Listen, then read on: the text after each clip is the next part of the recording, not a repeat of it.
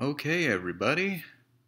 So, what we have for our agenda for the week of March 30th through April the 3rd for psychology. Okay, now what you're going to do to do these is, of course, go to our modules, right? Go down past where you finished for this past week. Um, which was the memory in the digital world, and you did your outlines of those two studies and all of that fun stuff. This week, I've now activated 3 more assignments for you. Okay, and these will all go in as formatives, and we are getting near the end of our um, cognitive level of analysis here, finally. And what you're going to do this week are 3 different things: the millennial question notes, the millennial question counterargument, that'll have you do a little bit of research, and the millennial question debate, which will have you do some further research, and it's kind of a culminating activity dealing with the millennial question, the first 2 assignments you have here. However, if you are struggling with time when it comes to the millennial question debate, there's kind of a more abbreviated piece, but we will talk about that in just a minute, and I'll talk about each in turn. Okay, so first for this week, you're going to do the millennial question notes.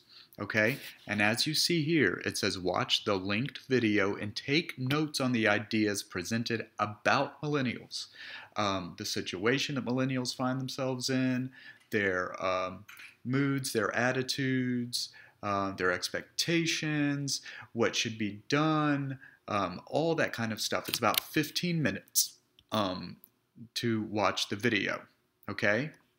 And then once you've done that, so take your notes as you watch, and then at the end of your notes, write a quick response explaining your initial reactions to the ideas presented in that YouTube video, okay? That's all you have to do. Just what are your thoughts, your personal feelings and thoughts on those ideas presented? That's all you got to do, okay? And you'll submit that. Now, let's go back to the module and see what you will do next. So what you'll then do, now I have to scroll back down here. Okay, that's your millennial question notes. We already saw that. Now, the millennial question counter argument. This will be the next thing that you do. So after watching the millennial debate, which you've already done and taken notes on, but I've linked it down here at the bottom again, you see, just in case, your job is to conduct a little bit of research in order to find information to counter Simon Sinek's initial arguments and thoughts in the video. Okay?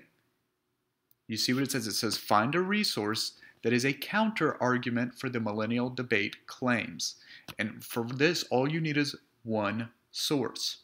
You read through the resource, and then 3, submit a summary of the counter argument around 1 or 2 paragraphs, and include, then after that, include your opinion on the counter argument at the end of the summary.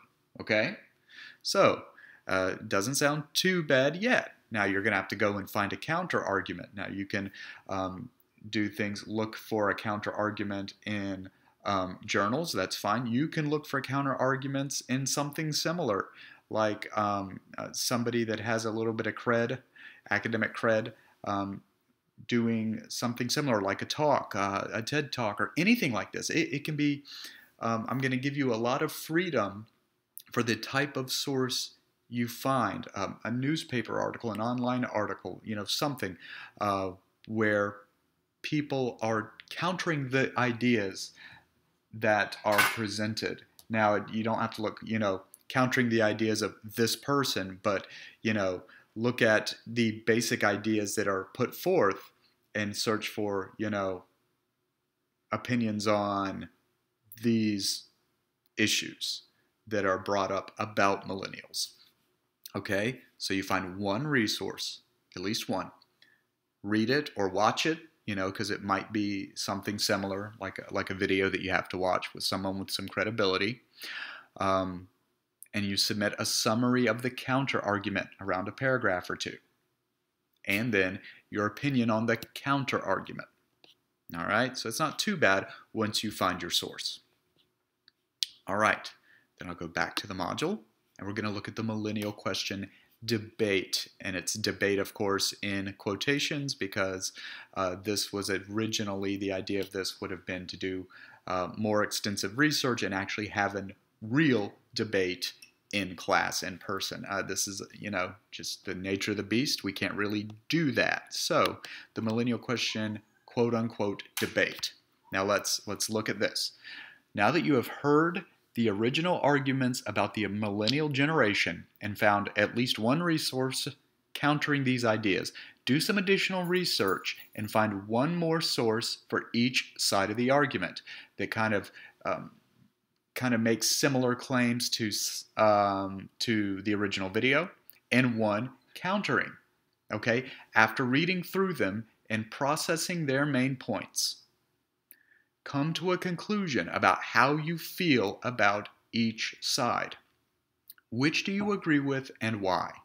And you'll write out your opinions, and you're going to back those up, what you believe, with specific references from the sources that you have found.